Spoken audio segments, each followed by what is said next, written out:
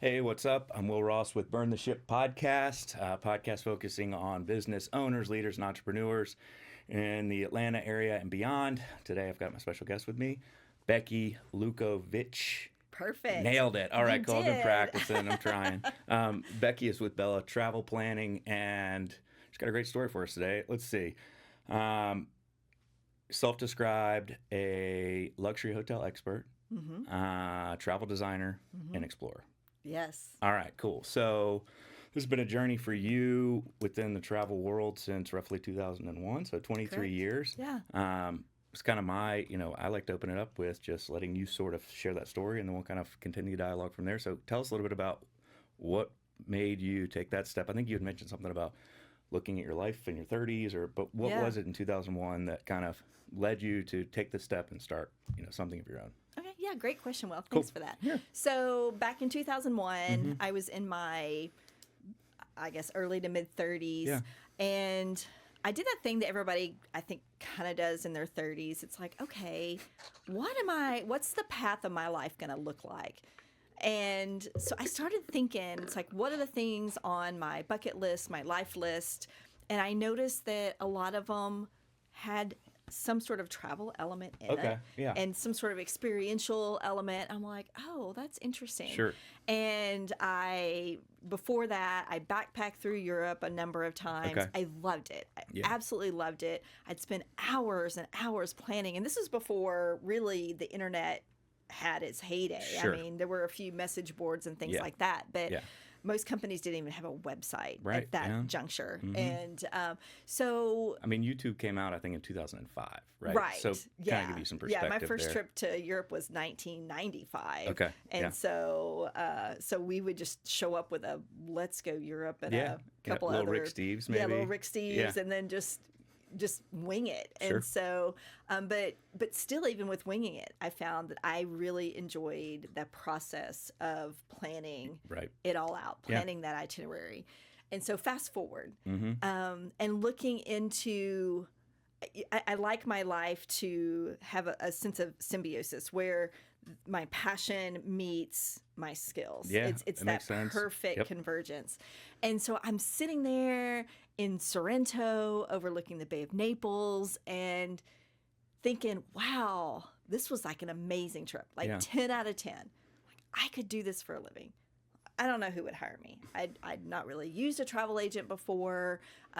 They really didn't offer me, at least the ones I knew, didn't offer me what I was looking for, Mm-hmm. Right. which was culturally relevant travel, independent travel. I didn't want to be with a group Yeah. on a bus or I a get that cruise so or much. Mhm. with characters, that kind of thing. Right. I wanted Original to adventure. original adventures. Yeah. And so I thought, you know what?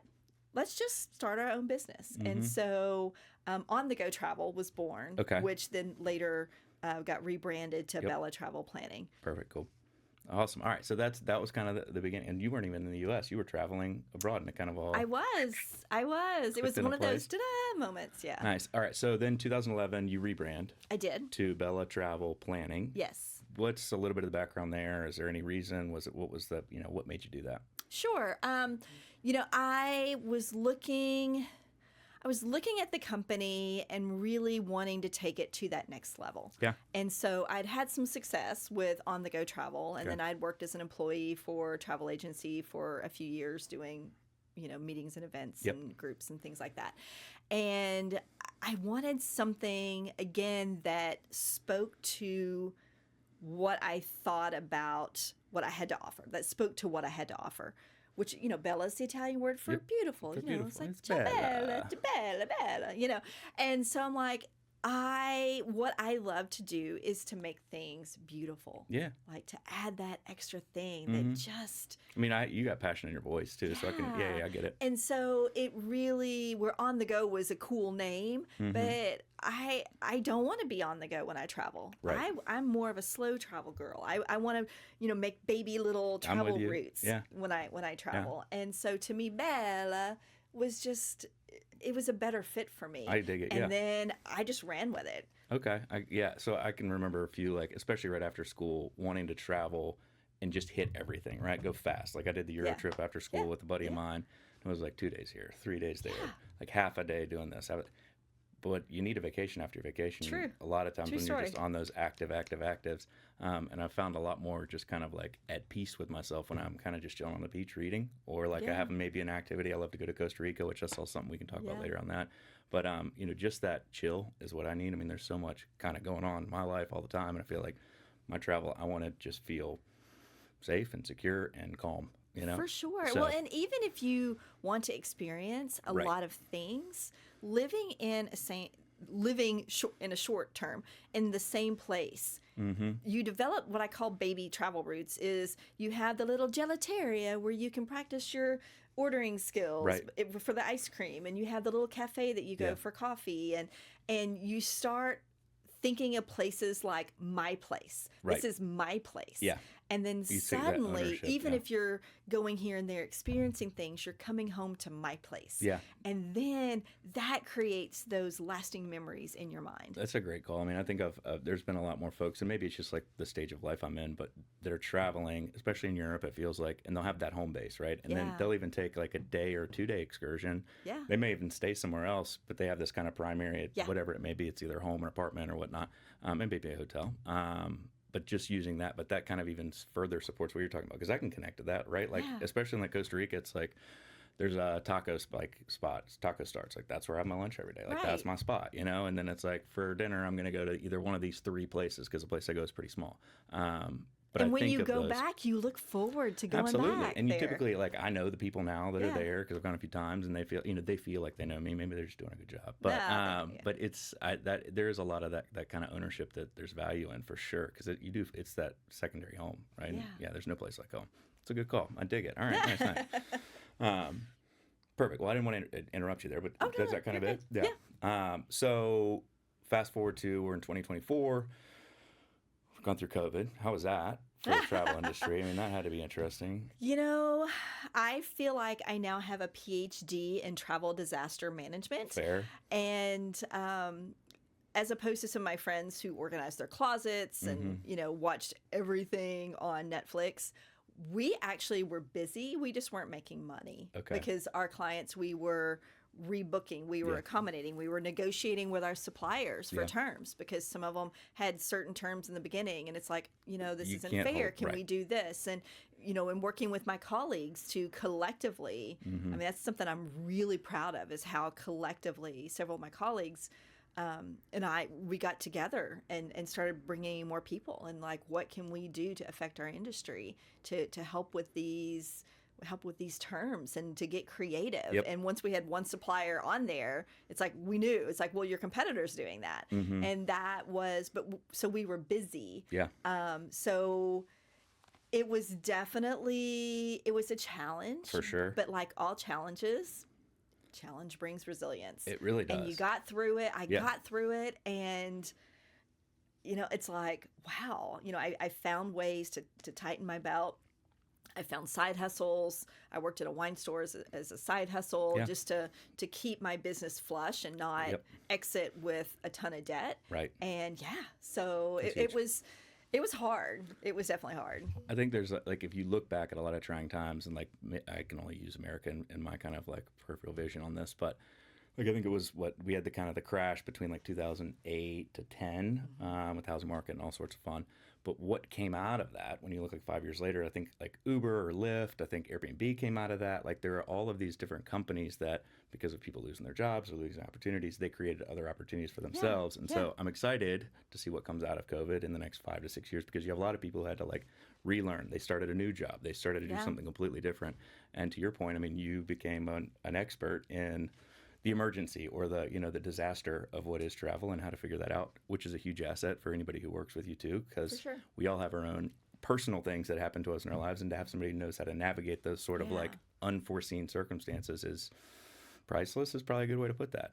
For sure, because Yeah. it brings a calmness to you. It's like, 100%. okay, I know there's a solution. Yep. Let's not panic. Let's Right. take heed. Right. And then let's just look at the options. Yes. And let's see what we can do with that. And Perfect. and I was thinking today, your burn the ship moment. I think as an entrepreneur, Yep. even after you've had those burn the ship moments where it's like, I'm all in, Mm-hmm. I think as a business owner, when you have to pivot, whether Right. it's a hard pivot or just a little left turn, Clyde, then you kind of have to do that same burn the ship. It's Yep. like, okay, this is my new I'm committed to this. paradigm Yeah. and I'm all in. Yeah. I'm committed, whether it's raising your prices, whether it's looking for a new market. It's like, okay. And that after COVID was definitely that. It's like, Yes. do I just want to go and work at a big box store and not have this headache? Maybe someday. Sure. But it's like, but I'm all in. I'm in. Yeah. I'm in.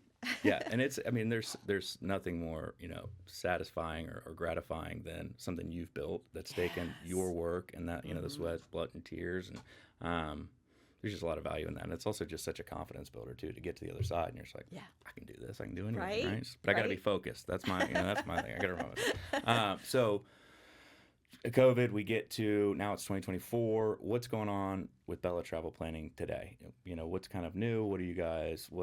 Tell us about you. I know you've built a team. You've got others that support you. What are you guys? Just give us a little bit of a snapshot of what you guys are doing for your clients. What you guys, are kind of bringing to the travel agent arena. Like what your focus is, if you will. Oh, sure. Yeah. We're definitely growing our team. Okay. So we can offer even better service. Yep. We're refining how we present our itineraries. We're constantly working on that itinerary process. And I personally, in my business model, I like to be collaborative with my travelers because I feel like it's, you share your passion with me. It's like, okay, how can I instill that? And so it's collaborative. So we're working on ways to make our itineraries, instead of at the end of your trip or before, at the end of the planning process, you get this itinerary that's here. It's like, well, how about have this itinerary closer to the beginning where you can see the progress, and then we can have a conversation about that, because almost like a living agenda. It is a living agenda. Okay. Exactly. Cool. And so that's something that's definitely on our mind, and just emerging experiences. Sustainable travel is definitely front of mind for people, especially where it kind of goes into the over tourism. Yeah. And area. So I think I know what the term means, but just for those who may not, sustainable travel, go a little deeper on what the definition of that would be. Sustainable travel is travel that is helpful for the communities where you travel, and not harmful. Sure. So sometimes where you have situations where you have over tourism, extreme consumerism, in those areas, it is no longer benefiting the communities that support that destination. It's actually starting to be a little more harmful for them. Absolutely. And so, the prices go up, and just outsiders, or the money's not staying there, that type of thing. Yep. So that's definitely a tenet there. Another thing in sustainable travel is companies treating their employees with respect and dignity, and paying them a fair wage, and things like that. So there's all kinds of things in sustainable travel. It's not just about no straws and no plastics. Yeah. I mean, I can think back of plenty of, times in my life where I was somewhere, and those that were serving me or that were there that were employees or whatnot, you could see that they could not afford to live in the community or that they were in, right? And so they're on their bikes for an hour each way to get there. I mean, so that's a very common thing, especially in third world countries. And if you have a beautiful coastline, you've got investment dollars that want to come in, and they want to profit off of that. And that doesn't always look out for the individuals that have always been there and their families and whatnot. So I respect that a lot. That's awesome. So that kind of leads me to my next question. So talk to me a little bit about, this is a double question, some differentiators, but specifically, because I think this may be a differentiator, and then you can correct me if I'm wrong. Tell us about Ciao Bella Women's Travel Group, or Club, Women's Travel Club. I saw that on your website, and that, for me, looked like one differentiator of what you guys do. But tell us a little bit about that and other differentiators that you guys do at Bella Travel Planning. Oh, sure. Ciao Bella. Yeah, it's so fun to say. Oh my gosh, it's so much fun. It's fun to hear too. Absolutely. It's definitely a passion project that Susan, who works on my team, and I started a couple of years ago. And what we found was women who are moving into a certain stage of life. Yep. So their kids are teenagers, their kids are college students, and or even just left the house. And at some point, your friend group tends to shrink a little bit. Sure. Because a lot of times your kids' activities Drive friendships. Yeah. because it's just proximity. Yeah.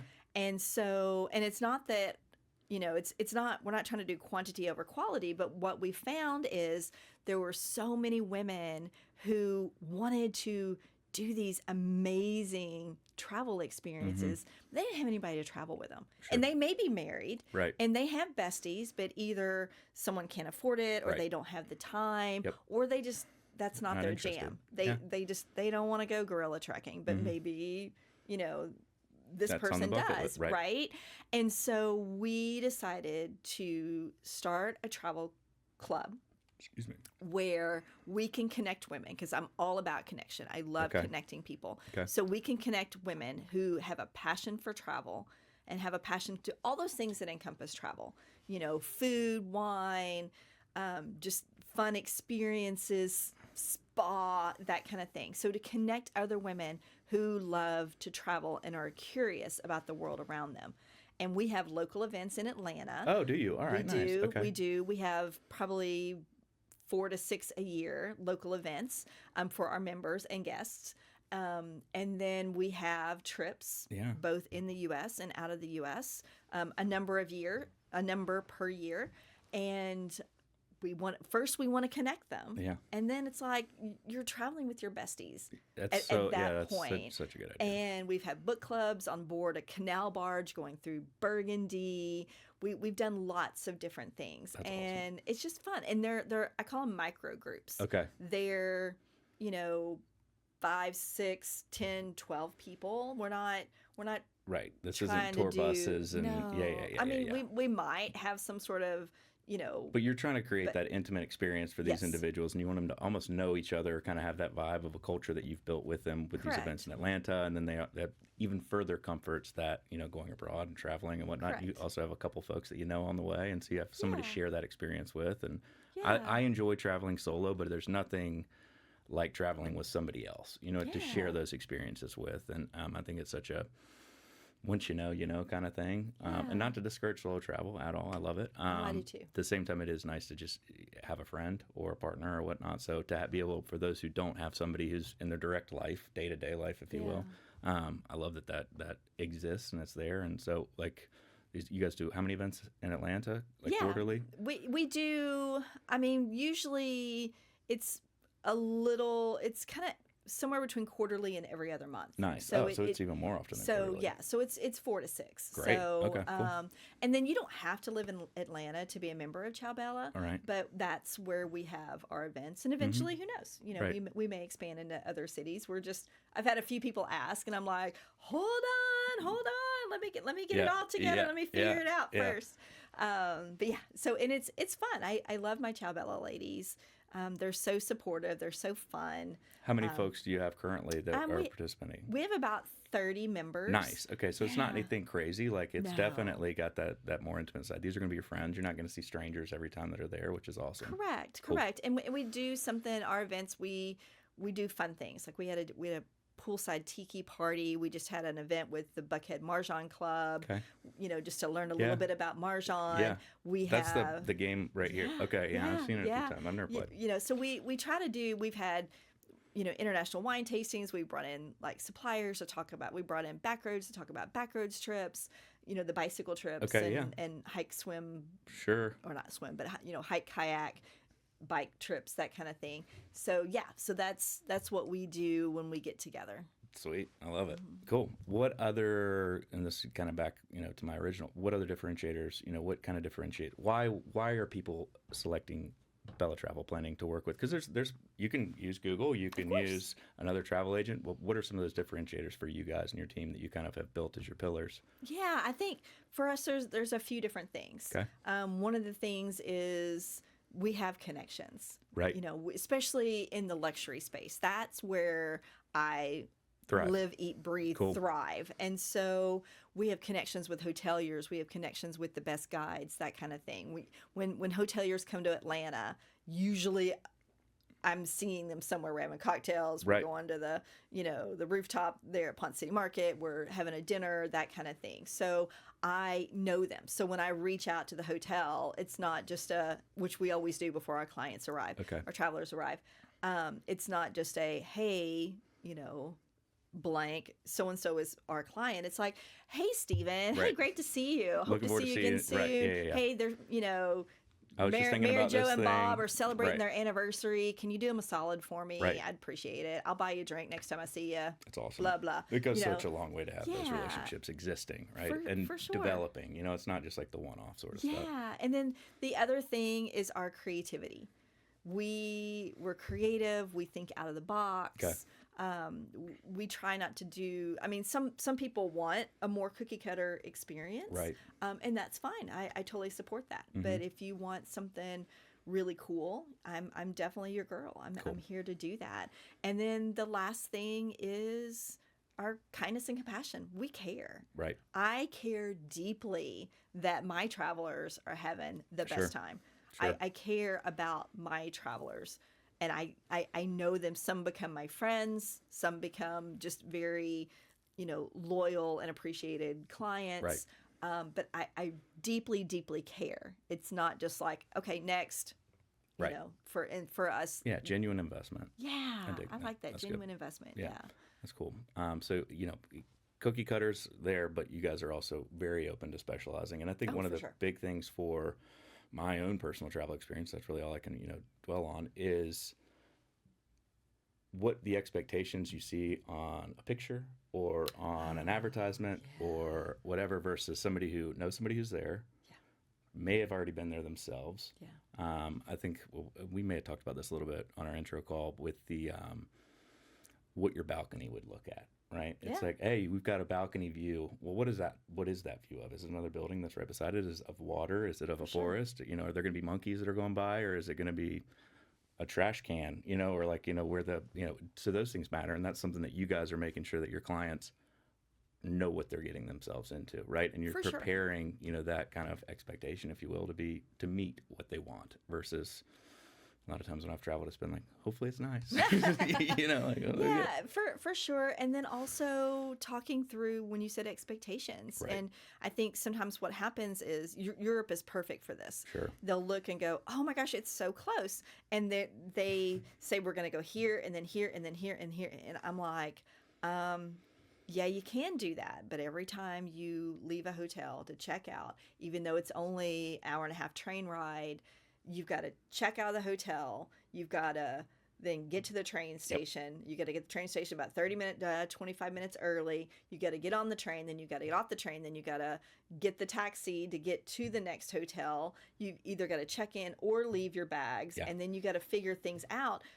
When all of that happens, you're looking at 4 hours, Like at maybe minimum. more. Right. I Like always if think it's just an hour and a half train ride, you're looking at 4 to 5 hours for sure. Yep. But people don't think about that. They Right. just think, oh, I'll be there in an hour and a half. Right. We can go here, we can do this, that kind of thing. So we just, we try to manage expectations that way as well. I mean, I think it's huge. I think a lot of folks do bite off more than they can chew. You know what I mean? And then you feel overwhelmed at the end, and it's like, oh, I wish I could have savored like these 2 places versus trying to see these 6 places. Right. Because you do burn full days traveling. Yeah. Or 2 full segments. Half day here, half day there. I mean, that's valuable time if you're only having an 8-day out of office or from Atlanta to wherever you're going and back. Well, and also it's asking people the why.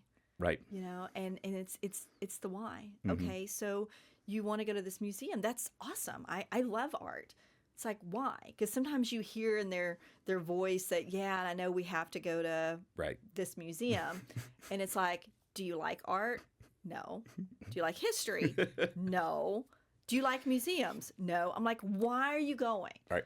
And they're like, well, they say I have to. Yeah. I'm like, who? Who's they? Yeah. The travel police is not going to kick you out of Paris because you didn't go to the Louvre. Right. Right? Right. And so it's like, well, I'll support you if you've always wanted to see Wing Victory. I'm in. But I'm also going to be there to say, you know what? If you want to save that for maybe next trip, Right. Right. I will support that too. And maybe then we could do this here that you're really interested in. Sure.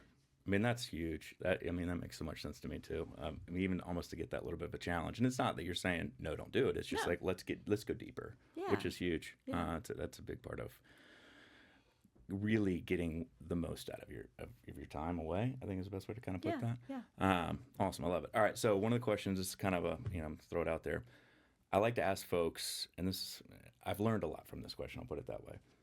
What would you think your biggest hurdle has been throughout this journey over the past 23 years? Oh, my biggest hurdle has been learning, recognizing, and living in the value of what I have to offer. Because Great I response. think sometimes we want to backpedal what we bring to the table. Sure. And we kind of have a crisis of confidence when we talk to people sometimes because we feel intimidated in certain situations, or when we really need to raise our fees/prices. And then we're like, oh my gosh, what if we lose everybody? And just know what you bring to the table. And it's taken me a really long time to really live in it. And even now, there are times where I'm like, oh, where I backpedal a little bit. Yeah. And it's an ongoing thing. But yeah, I think that's been It's a great response. and when you create this vision, even like a new vision for my company, like right now I call it empire building. I'm building my little baby little empire. Yep. And sometimes you have these moments of self-doubt. It's Right. like, oh, Yeah. can I really do it?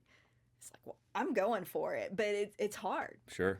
It's our brains are powerful things, and that self-doubt can be such a debilitating thing. I mean, I talk a little bit here and there on some of my podcasts about mental health and just kind of how it's not such a faux pas of a thing, but I mean, there's a struggle there within my own brain, once I've shared that more with folks of other people, and just how we process how we believe people see us versus how they actually do. Yeah. And getting out of your own way it's the hardest part. It is. It's number one. It's the hardest part. But it's also, once you get out of your own way, to see how well received you are by your peers and give yourself that grace or that credit for it, and how that can be such a confidence builder is it's huge. It's been very impactful in my life, and it sounds like it has been in yours too. But it is something for me that, like you said, I have to stay present in that every day, or often, of just reminding myself, hey, take a reality check, give yourself some grace, and then move forward. And really, I think having mentors, having those kind of support folks that are there that understand my journey has been a critical piece of that too for me, of just kind of having that sounding board and just kind of knowing that there isn't something wrong with me. These are normal things. It's just like, how do we kind of get better, right? And how do we go about that? And being accountable to yourself. Boom. And you can only be accountable to yourself. It's true. And not, I'm queen of kind of going around the edges of my personal accountability with myself. And so a good example of that is when I had this, because big ideas are easy to come by. It's the execution that trips us up. And even if we can, it's do we do it? And so when I decided I wanted to create Ciao Bella, and I knew, I'm like, okay, am I really going to do it? Am I really going to do this? Is a great idea, but am I going to do it, or am I going to share it with somebody and they're going to end up doing it and I never do it? And I was being interviewed for the cover story of Luxury Travel Advisor magazine. Cool. Okay. And so they gave me a number of questions and they asked me what's new on the horizon. And I had not started Ciao Bella yet, but I knew it was coming. And I said it. And I put it in print, and all my peers could read it. And I did it on purpose because I knew if it was there in print and I shared my idea that people were going to ask me about it, and it was there, and I had to do it. Yeah. But that's the thing. The power of putting it out in the universe. You do. Yeah. You have to put it out in a real way, and you are worth being accountable to. I love it. Boom, right there. That's we're done. No, I'm gonna give you a couple little softballs here just as we wrap up. That's an awesome answer, beautiful answer too, and I appreciate you being that open and sharing that. Thanks. It's your travel agent. Where are some of your favorite trips? What is your favorite trip? Can I put you on the spot like that? Is that terrible to just ask what your favorite trip has been, or like what do you enjoy, travel wise? One of my most recent experiences has been gorilla trekking in Uganda. Cool. And that was, oh, my heart. It just touched everything that I wanted. You know, that adventurous spirit in me, and just the warm community and the nature and the animals and everything. That was amazing. So awesome. that was really a favorite of mine. And Italy just lives in my soul. I love Italy like no other country. And I always think the next country I go to, okay, is it going to knock Italy off the pedestal? Yeah. I'm like, nope. Not yet. It didn't. Yeah. And I just, you know, to me, it's my happy place where I can go and exhale.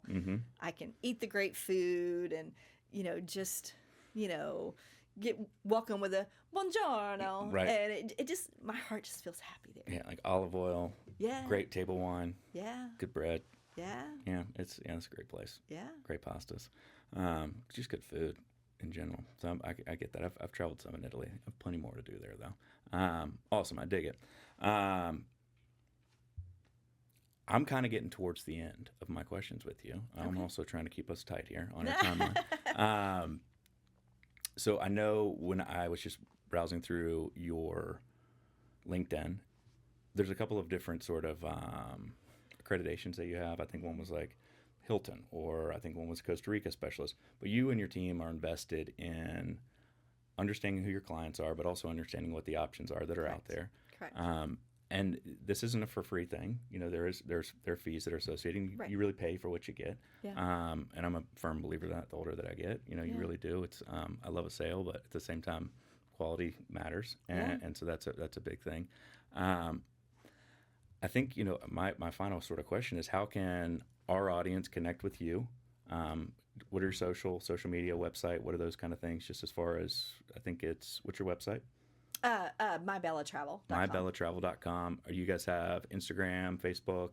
I think I saw you on Facebook. Yes, my Instagram, same, MyBellaTravel. Perfect. And Facebook is Bella Travel Planning. Okay. So yeah, so you can see me on all of those things. I think Instagram, I'm the most active on Instagram. Oh, because nice. It's all right, cool. pretty pictures, and I love it, and I love the stories and the reels and all that jazz. But but you can get me there and on Facebook. I'm on LinkedIn. I'm not as active on LinkedIn. And then of course my website. My website's in the middle of being redesigned just a little bit. It looks pretty good right now. I was on it earlier this morning. It's Sure. But yeah, so I do have some blog things on there as well, for my past trips. And well, I dig it. I'm a big travel fan myself. I really do appreciate you coming out to the studio. This is fun. It's been great to meet you. It's been great to talk to you, hear a little bit more about your journey. I'm sure we'll have great conversations in the future as well. Yeah. Any final thoughts, any closing statements, anything you want to share? Sure. You know, I would say you really nailed it when you said that you get to a certain point in your life where you know that you're worth the investment with travel. And I would say just, you know, travel well. Right. You know, don't just go for whatever is the internet takes you at your word that you just want the least expensive option. Yeah. And it's like, just ratchet it up just a little bit. Sure. And just have something, you know, look for the experiential. Absolutely. Well, and knowing somebody who knows the landscape of what you're looking at, you may think that you're getting a great deal. And the reality is, it's like, for more or maybe less, you can get something that's much better value for what you're looking for specifically. Yeah. But knowing somebody who's a resource for you is valuable, and that's what you bring to the table. Yeah, yeah. And take the trip. Just do it. Absolutely. Don't just keep kicking the can. Just do it. Perfect. Awesome. Awesome. Becky, thank you so much for your time. Thank you so much. Yeah, Will. cool. Cheers. Thank you. That's it. Thanks.